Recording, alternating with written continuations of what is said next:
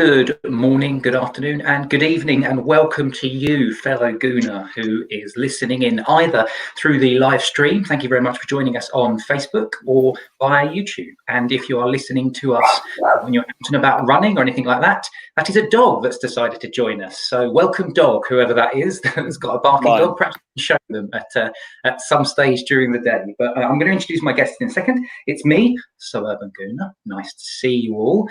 Nice to hear from you. You can put stuff in the comments and talk to us during the game. We're willing to hear. We are talking directly after Arsenal have beaten Leicester by 3-1 at Leicester's ground, the King Power, the Walkers, Filbert Street, whatever they want to call it. Ultimately, we got 3 points, and it was the first 3 points that we got at Leicester since 2015, they said in commentary. So it's not been a happy hunting ground, but here to share the delights and bask in the glory of a 3-1 win, I've got Olaf with me. And when we're talking about basking, you're certainly doing that, Olaf. You're outside in the garden today for this pod. Yes, I am. And the dog barking in the background is my little one. So my little Jack Russell. So apologies. He, whenever there's a noise, he decides it's barking time. Lovely, glorious day in the Southern Hemisphere. So thought I'd bring a bit of warmth other than the 3 points that we got given a couple of minutes ago. So I thought I'd sit outside today with a bit of sunshine. Lovely job. And as is the custom and tradition of this podcast, what are you drinking, sir? What is your tipple today? Well, because it's such a hot day, I've stuck with my traditional every time I come on the pod, and we've won, by the way, every time I've been on. I'm sticking with my Seville Tanqueray and tonic on a lovely, glorious late Sunday afternoon. Very nice, very nice. And I have poured myself a large glass of Cobra, albeit in a San Miguel pint glass. But let's introduce our other couple of guests and let's talk the game, the 3-1 victory. Let's start with Merv. Merv, how you doing, mate? You all right? What are you drinking? I'm good. I am drinking a Thornbridge Jaipur. Very nice. And the sun is shining, but it's nowhere near as warm as it is for Olaf. I'm sure. And finally, go on. No, I was going to say the sun is shining on all of us, though, after what we've just watched. But yeah, it certainly is, and we're going to go to that. And I'm going to start off with my third and final guest, Mike. How you doing? All the way over there in the States. I'd imagine, given that I think it's morning where you are, your tipple is probably not got a percentage attached to it. No, it doesn't. My son actually, who was sitting here with me listening, said, "Dad, do I need to go get you a drink?" So I was going to tell you that I'm drinking toothpaste because it's 9 o'clock in the morning. But he went to go get me a Sam's Club purified drinking water, which is probably what I need to be drinking at 9 o'clock in the morning, right? Yeah, indeed. Well, so we've got ourselves a victory to talk about. And Mike, I'll start off with you, mate, because I want you to give me a little bit, as our resident sort of tactician in chief, give us a bit of a précis about the overall of the game as to what we got right. Because I think we need to start off with the starting lineup. Because I don't know about you, but personally, I looked at that and thought, oh, Willian, not in form. That's not a good idea. El Neni, backwards passer, not a great idea. He's made quite a lot of changes here against the Leicester team who, have got the drop on us in recent. But what did you think of the lineup? And what did Mikel get tactically right from the off today? Yeah, well, the lineup made me nervous. Can't pretend that, starting Willian. And I like El Neni and started liking him, but I think El Neni shoots himself in the foot by unnecessarily being the backwards man. He's so technically secure. I don't know why somebody so technically secure doesn't have a little more ambition because he's very good on the ball and good at passing, but he doesn't. So anyway, so I was nervous. Can't pretend that I wasn't. So, but as far as the tactics are concerned, I think there's a couple of things that stood out to me. One, offensively, for the most part, we had Cedric going on the outside of Pepe, and of course Tierney goes on the outside too. So to have those guys inverted, and people were complaining beforehand, why would Pepe, who's been good on the left, why is he not on the left? And Willian is a right winger, so sort of makes no sense. But then if you do have those fullbacks going on the outside, then I suppose the game plan, to give Pepe and Willian more space is to have the others bombing past them as a sort of release valve. And And I'm not saying that's not necessarily how we won the game, but it certainly gave Pepe a little bit more room, and he didn't have 2 or 3 guys smothering him, which is normally Pepe's problem. He waits too long, gets smothered. So there were people around him. Ødegaard and Smith Rowe were around him, and Cedric was overlapping him. So, he was one of our best players, if not the best. And I think he just had a little bit more time and space. And I think that probably was a catalyst for other good things happening. And then my big takeaway as well was really the defensive part of it. It's not going to get the headlines, the defensive side, but I think if Arteta's greatest achievement at Arsenal so far is doing what Arsene Wenger wasn't able to do at Arsenal for many, many years, was to make us defensively solid, have a great shape, defensive intensity, a seriousness about our whole game. So the fact that Leicester were crap is on Leicester, but it's also in the fact that we won the ball back over and over and over again with good shape and good structure and intensity from 0 to 90. So that was the main thing for me, even though nobody's going to really probably talk about it. Yeah, I mean, certainly from my perspective, your thoughts on the wide position is interesting, because I kind of echo those actually. Just as a quick shout out, if you are listening to us live, tell us who your man of the match was. It'd be really interesting. We can get into that debate later on in the podcast. So you can stick that in the chat on Facebook, or if you're listening via Periscope, you can also give us some thoughts as well. So Syed, for example, has said that Willian's best performance in ages. Sorry, Steve Higginson said Willian's best performance in ages. Adam Stearman, who is he's listening in and walking the dogs. Sun is shining and he's happy. So we've got some happy gooners at the moment. But going back to your original point, Mike, the thing that I thought was really interesting today, and I don't want to turn this into a bit of a Bellerin bash. It's generally not, but Bellerin comes inside and takes up spaces that Pepe occupies. Cedric, from the word go, was going on the outside. The amount of times where I saw him overlap instead of underlap Pepe, I think that had a big impact. And then, of course, Tierney is a natural overlapper. That's just what he does. He gets the ball, he drives at the line. What's amazing about Tierney is everyone knows, even defenders know, he's going to just go down the outside of me, but he's got that burst of pace that they can't deal with. And that, for me, was an exciting element. And I think it helped Willian to create space, because Willian likes to, traditionally, we're being told that Willian likes to get the ball down the line and just put the ball in. But he was able to come inside, and certainly his best performance in an Arsenal shirt, wasn't it, Merv? Oh, definitely. Like Mike, like you, when I saw the team, I was concerned. Bringing El Neni in is interesting, because I was having a chat last night to my oldest friend, who we've been going to Arsenal together since we were about 10. And he was talking about this idea of El Neni as some kind of almost ball-playing central defender in his latter years kind of thing. And having watched it, he actually did very well with that. So, I mean, at the time, I thought, this is going to put more pressure on Xhaka. It's going to be defensive. We're going to win the ball back, pass it back. I was concerned about Willian, that he was just coming on off the back of an assist, where, as I think a lot of people pointed out on Thursday night, it was an assist, but Tierney still had quite a bit of work to do himself. And yeah, I suppose I was concerned that Pepe was on the right and Willian was on the left. But just generally, it's kind of, it's years of being negative. You've got to give it time. I wasn't frustrated when we conceded early. I thought, to bring Mari in to play with Louise for the first time was probably going to, against Vardy, was probably going to mean we concede 1, possibly 2. But I mean, other than that first 5 minutes, the defence was excellent. I thought outstanding. Yeah. They managed to clear areas.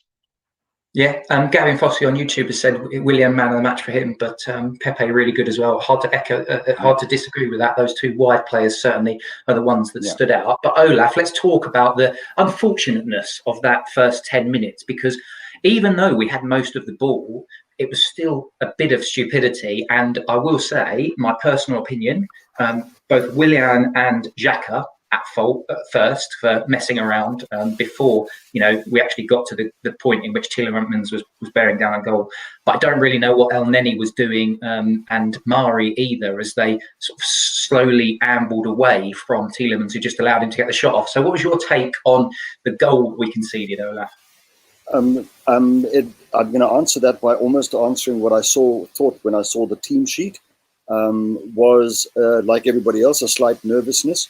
For 2 reasons. Leicester are a high pressing, high energetic team, one. And two, when they attack, they always attack via the flanks and via the overlap to get, or they go over the top if there's a high defensive line to get the ball to Vardy. And so I was a bit concerned about our ability to kind of manage that. And I think that what was proven today was we did the pressing, one, and they didn't. And in fact, there were very few instances in the game where Leicester did any of the energetic pressing. And when they did attack, very seldom did they go via the flanks anyway.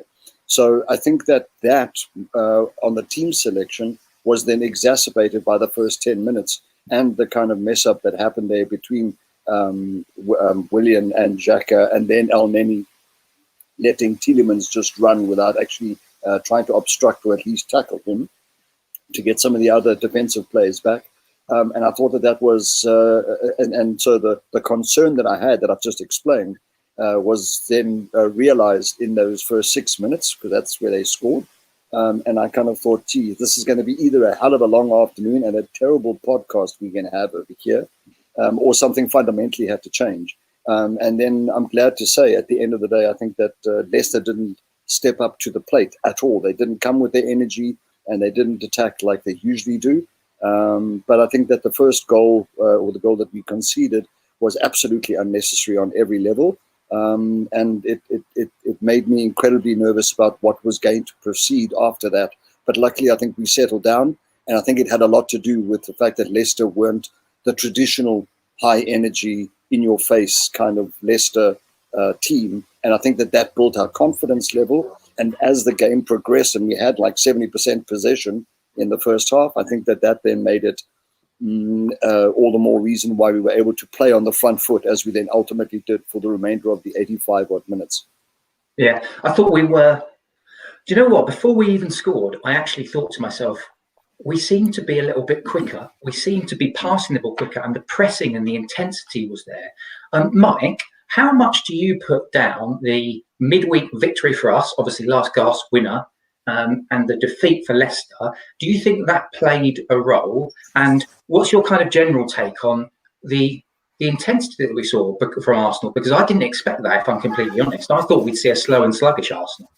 Yeah, I'd say now that the game's over, it was a factor. Like Olaf said, Leicester played as if they were sad, or that's, I guess, what he's alluding to, the lack of energy. That's the way that makes me feel, is that those players, as much as we envy their league position, they were probably looking at the Europa League, and rightly so, as a chance to win their, I think it's probably would be their first ever European trophy. Someone can correct me on that, but so I think those players just look bummed. And Arsenal's, of course, if you want to win a game of football and you have a high spirit in the changing rooms, you want to win it in the last minute, because that really, that does it for you. So I'm sure the Arsenal people is highly motivated, and I suppose it was a factor because of the way it feels now. But I mean, Leicester could have gone second. So if I was their coach, I'd be most upset at their lack of interest in that game, because if I was a Leicester fan, that's how I saw that.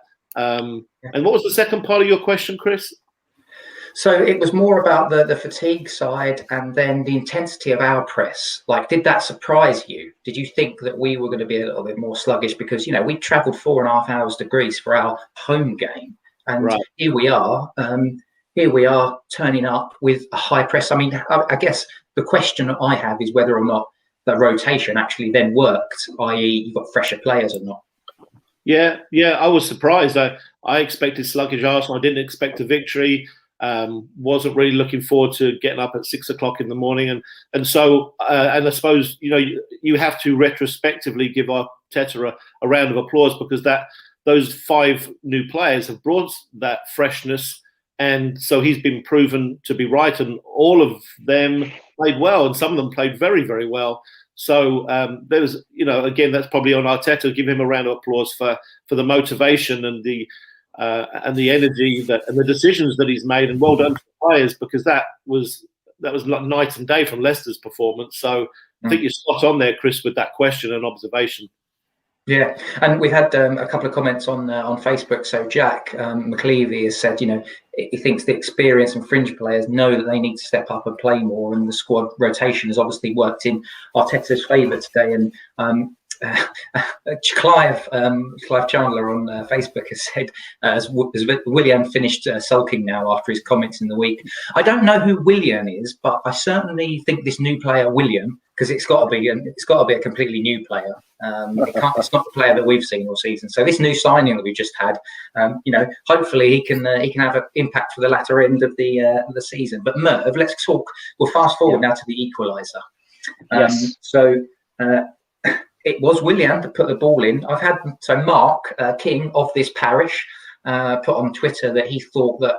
I think he said that he thought that the free kick was okay, but it was actually a little bit behind it. It was more David Louise's to get more credit, if you like. So what's your take on that first goal and how much we needed it?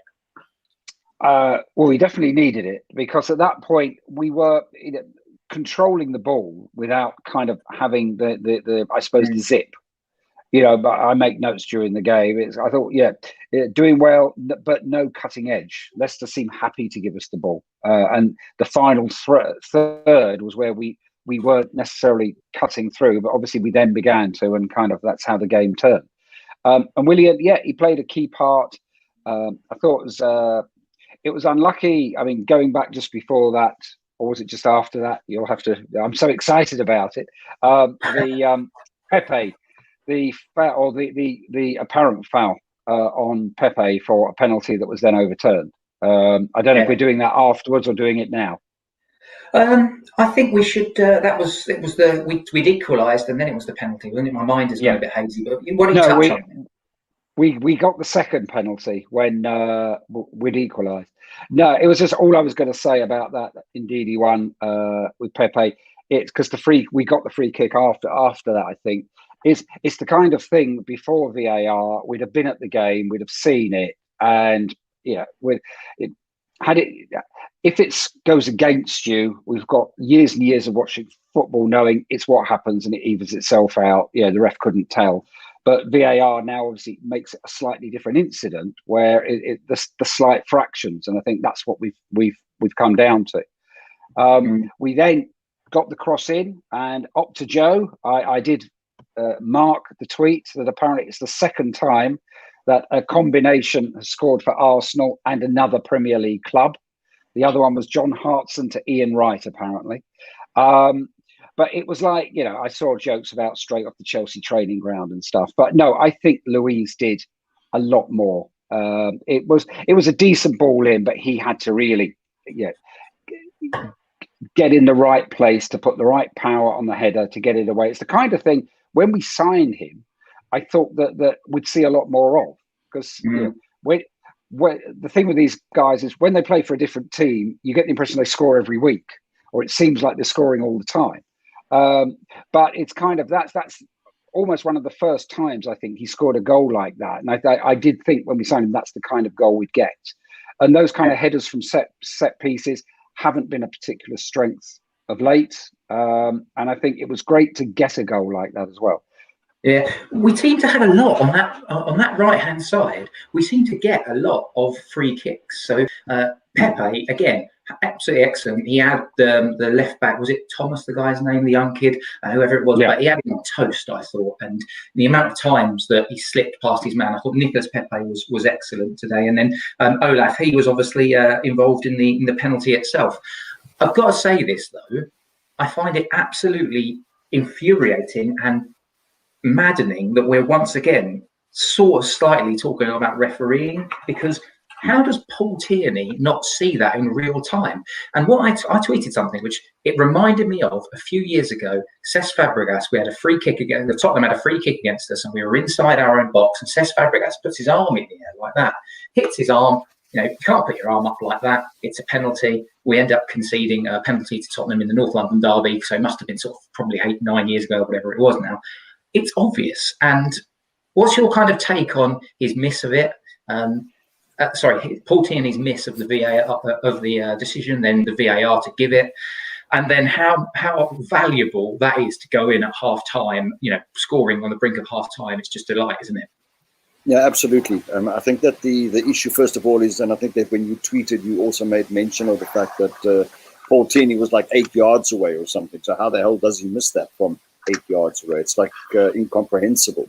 And then he still had to go to the VAR and go and check. And he only watched it once and then kind of immediately went and pointed, and off we went and with a penalty. The timing, I think, was crucial. I think that having started as badly as we did, so down 1-0 away from home after 6 minutes, and then to end up going in at half time at 2-1 up, I think that that's quite a miraculous, and against a team like Leicester, it's quite a miraculous, fantastic, awesome way of ending a half actually on the front foot. And of course, you had Thomas then, for example, on the yellow card, and he was substituted at halftime. So that made it even better for us. And we didn't really talk about the other factor, I think, that is also quite critical. Halftime was we lost Smith Rowe quite early, but he wasn't really providing much anyway up until the point anyway. But Ødegaard, when he came on, and I really wish that we could actually end up keeping the guy. I highly doubt we ever will, but I think that he fits into our system and into our ethos and everything that the club stands for so well. And he drove a lot of the stuff that we're speaking about now, as well as in the second half, he drove a lot of that kind of creative forward momentum play. But to get back to the point, I think going in at 2-1 up at halftime, Arteta could have given a much better halftime speech. The guys would have been motivated that the game plan, irrespective of the first 6 minutes, needs to be executed, and we're on the front foot. And of course, it puts Leicester going in at halftime, having come from that loss and being out of the Europa League on Thursday. Their discussion at halftime would have been completely different, and they most probably didn't come out any more motivated than when they went in.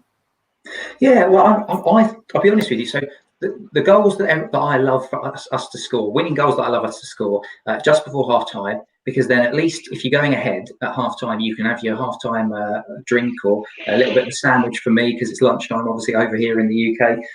And you just feel a little bit better and feel a little bit more positive. It doesn't match the thrill of scoring a last minute winner, like we did in midweek against Benfica. But I think, again, like you said, Olaf, it does change the conversation that Arteta's got to have, but it shouldn't change the actual tactical approach, because we got it right, I thought, with our higher intensity pressing, with the overlapping fullbacks as opposed to the inverted fullbacks. I thought that certainly worked on both sides. The Smith Rowe one was an interesting one, actually. I'll bring in Mike for you to talk about this, Mike, because I know you're a big fan of Mr. Smith Rowe. But what did you think of his performance up until when he got injured? How big a blow is that? Do you think that's going to be? And then also, similarly, Ødegaard, what did you make of his performance? Yeah, I thought Smith Rowe was quiet, but Smith Rowe has this new habit, which I'm sure is under instruction, because it seems like almost everything that Arsenal do is instruction based. So is that he is on the opposite side of the field to the ball. So if we've crossed the halfway line and let's say the ball's at Xhaka's feet, most of the time you think your attacking midfielder would be, 15 yards in advance at an angle where you can slide the ball through to him. But he's not. He's 50, 60 yards across the other side of the field, waiting for the switch and the overload on that side. And so he's reliant on Arsenal moving the ball out there and moving it quickly. And again, that's got to be instruction. So the fact that he was quiet, I'm not even sure that that's necessarily his fault, because if he's told to do that and we don't get the ball out there, and yet he's told, don't go, come find the ball. We don't want the area where the ball is to be crowded. We want those players to have a little bit more space and freedom. Then it's really on the coach and on the players to get the ball across the field. So that's his remit, I think. And I don't think that it's been working so well for him, even though other players have had good games and such. It's a shame, the injury. Just hope it's not a muscular thing that's long term, because he's got a history of those. And Arsenal will have to make a decision this summer on Ødegaard or on another attacking midfielder, and Smith Rowe will be in the conversation, and he needs to be at the very front of that conversation. Ødegaard, I'm like Olaf. I think he's a wonderful, wonderful talent, and I think that Arsenal are underutilising him now, quite honestly, because if there's one negative from today and many of the recent performances with Ødegaard is that he gets good positions early, and he's asking for the ball and they're not giving it to him, and they delay giving him the ball, and you see that what he can produce when he is given the ball is good, and he's got an eye. I'll rewind to I think it was the first half. As soon as he came on, he got the ball on the counter attack. Pepe ran behind, which Pepe very rarely does, and Ødegaard slid that ball right in behind, which is his gifting. So I don't think that the team is playing to Ødegaard's strengths yet, even though he's playing quite well. Yeah, Mike, just by the way, late in the second half, Pepe was running in on goal, and he was on the left-hand side of goal, and Ødegaard had done a massive sprint almost from the halfway line, and he was in the box on the right-hand side, open. There wasn't a defender in sight, and Pepe, in my view, should have just slipped him the ball and it would have been 4-1 at that particular point. But Pepe went and was all selfish, and Ødegaard in the process was also quite frustrated because he'd gotten to the position and it was almost a dead cert goal from that particular point. And I think that that was just a slight concern that I had, is as much as Ødegaard looks out for others, I'm not, as you were saying now, Mike, and that was an example where maybe the teammates aren't looking out as much for him and where he is and what he's able and capable of doing and bringing to the table. Yeah, I think there's probably an element of they're still trying to get to know each other. Because if you think about it, we started him in January. We're now at the end of February. He's played, I think he's started 2 or 3 games, not including today. So today was probably only his 3rd or 4th start. They still need to develop these as old big pair Mertesacker used to call them automatisms, and that's still being developed. But the signs for me are really positive from Ødegaard's perspective in terms of his vision. I think he's got a very good radar that I think is going to be valuable to us. I think also his close control as well. The amount of times that he was in very tight, congested scenarios, normally on that right side of the pitch, where he allows his footwork and his shift of his body weight to be able to manipulate in and out of positions. I think that's positive because it gets you out of, when you can wriggle like that, it gets you out of those challenges. But then also he has got the end product, and I think he played a very important part in the 3rd goal. So I'm going to talk to you about that 3rd goal, Merv. Best one of the lot, wasn't it? Oh, without doubt. The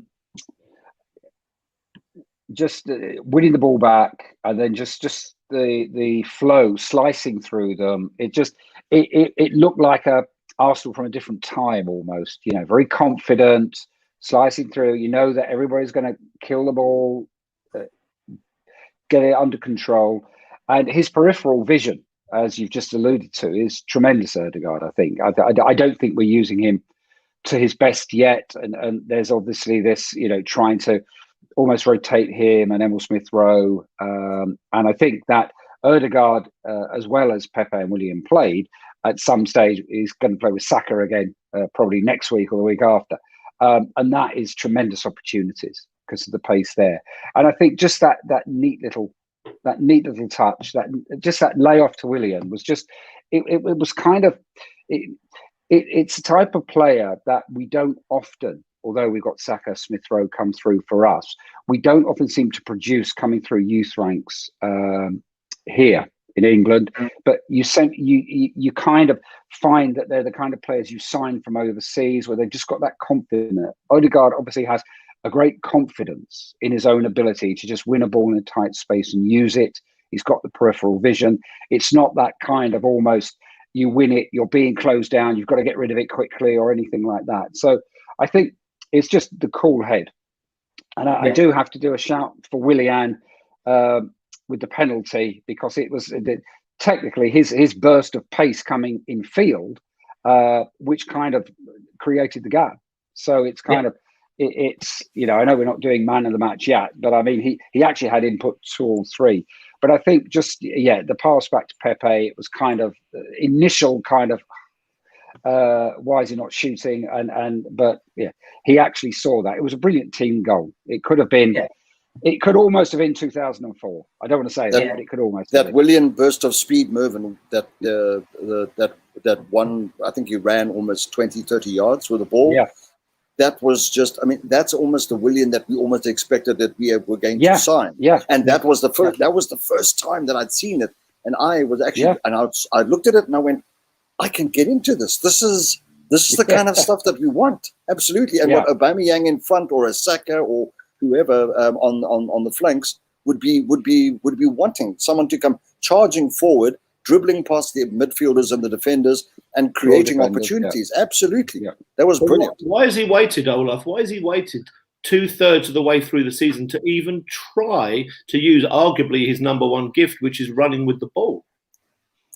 Excellent question. I don't know whether there's more instructions that he's not supposed to, but I would find that, I think that if that is one of the reasons why Mikel was so set on signing him, and he came out again yesterday saying, he was doing the big up of Willian, and he was saying that, he pushed really hard to get him. And if that was one of the reasons, the fact that we're only seeing it now, 2/3 of the way into the season, or maybe not 2/3, but you know what I'm saying? You're absolutely right, Mike. It's a travesty that as an attribute hasn't come to the fore yet. Maybe it's a confidence thing. I don't know. Maybe it's he's too afraid to make a mistake, or I don't know what the case is. Yeah. But travesty.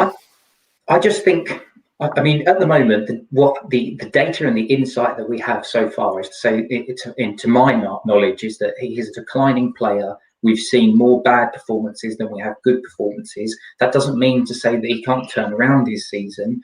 I just think that he's been a very good pro, and you're going to get those performances, but it's about that level of consistency. But so let's just, Mike, if I can we'll do a quick round robin as we get towards the end of this pod, or Pubcast, I should call it. I would like all of you guys just to give me your kind of man of the match, if you like. So a bit of a free hit for all of you to go in any direction you want. But Mike, we'll start off with you. Who was your kind of standout player for the game? Well, I'm going to go with somebody on the defensive side, because that was my main takeaway was that we're consistently putting in these performances that make it very difficult for other teams to play their game. And so I would go with David Louise, because I thought he was very, very good defensively. And I think his goal was better than people probably even recognize, because the bravery of doing a diving header. I mean, it wasn't just a header to throw yourself and throw your head forward into a potential crowd of people. It was very brave. It was a fantastic goal, and it was I think it really turned it on for us. Yeah. Okay, Merv. I can understand that, and if I had my list of 3 or 4, then Louise would be on them. I know. I'm going to say Willian, which I know is a bit obvious. I know it's what Martin Keown said. Did he? Yes, he did. He did. Adam Stearman on the Facebook has also said he was man of the match. I think because he had a hand technically in all 3 goals, and that burst of pace inside for the penalty. So I think he couldn't have done any more. I mean, if today was the first game of the season, he did play very well. If today was the second game of the season, we'd think we had an absolute steal. So, I mean, it's hopefully he can build on that. But not at Saka's expense. Yeah, I mean, for me, Willian's certainly up there. I think it's a good shout, Mike, for your man of the match. Again, Anthony Buckby has said, delighted that this is on Facebook. Delighted that Willian's best performance in an Arsenal shirt. Certainly that, and the Fulham game would be that. And then, I think it's positive signs. But Olaf, so we've had David Louise, we've had Willian. You got to pick somebody else before I wrap this up. You know what? I'm going to choose somebody that nobody's talking about, but I think led from the front from the very first minute. He tracked back. He had the captain's armband until he came off. I thought that Alexander had a superb game, and I think that he was in the right positions. He ended up getting the ball back. He was in. His layoffs at certain points when we were on the attack was superb. I don't think he'll qualify as man of the match. I'm happy to go with the majority. It's all likelihood going to be Willian, but I just want to kind of raise a little Alexander Lacazette flag, which we don't do often enough, because he does that on a regular basis. I've always rated Alexander Lacazette. And I thought, again, today, when we needed it, especially after the first 6 minutes, if you rewatch the game, you'll see how much work he actually put in. And I mean, I haven't seen one of those heat maps, for example, but I can almost guarantee you that it's pretty reasonably covered. So I'll go with the majority on a Willian. And I respect Mike with his views always, as you know, Mike. But I just want to raise a little flag and say the Frenchman kind of put in a half Giroud, half typical Lacazette kind of a performance today. Yeah, I thought Lacazette did all right too. I mean, in my head, there's a few additional names I'd probably single out. I will pick one, Merv, don't worry. Seeing as I told you, you've got to have one, I will pick one. But I think there's honourable mentions for Cedric, because I thought he enables Nicolas Pepe, who would be the next one that I'd have an honourable mention for. He enables Pepe to fill those spaces, and I think Pepe had a very, very good game. And Xhaka too, actually. I thought Xhaka once again controlled the tempo with his passing. He likes to pick the ball up. He drew fouls when we needed that, and I was impressed with him. But I think I'd probably say Nicolas Pepe for me. Mainly, I mean, I think it probably is Willian, but if in the interest of not just repeatedly going into the Willian Appreciation Society podcast, I think I'm gonna single out Nicolas Pepe, because he gets his goal. He caused havoc for the Leicester defence all night. He was linking well with Odegaard. He was able to come inside. He had someone like Cedric overlapping with him, which gave him options, and that for me was a real positive. And given that before the game, the way that we lined up, Willian on the left and Pepe on the right, honestly, I thought, why aren't we switching the two over and playing Pepe left and Willian right? Because it would certainly make the most of their two respective attributes and what they're best at. I thought both of them were excellent, and I thought they were a key part to this game. But lads, as always, it's been a delight, a pleasure. If you are listening to this as a podcast, you'll already know the Tottenham score. I've got it on the TV in my room, sadly, and they're 3-0 up. So you can't have everything in the world, but we've got sunshine, we've got each other, and we've got 3 points. Thank you very, very much for joining us. Olaf, say goodbye. Goodbye. Mike, say goodbye. Thanks, guys. Cheers, man. Merv, say goodbye. Goodbye, everyone. Enjoy your afternoons. Have a great week. Have a great week. Up the Arsenal, 3 points, and away we go. And we'll see you later. Cheers.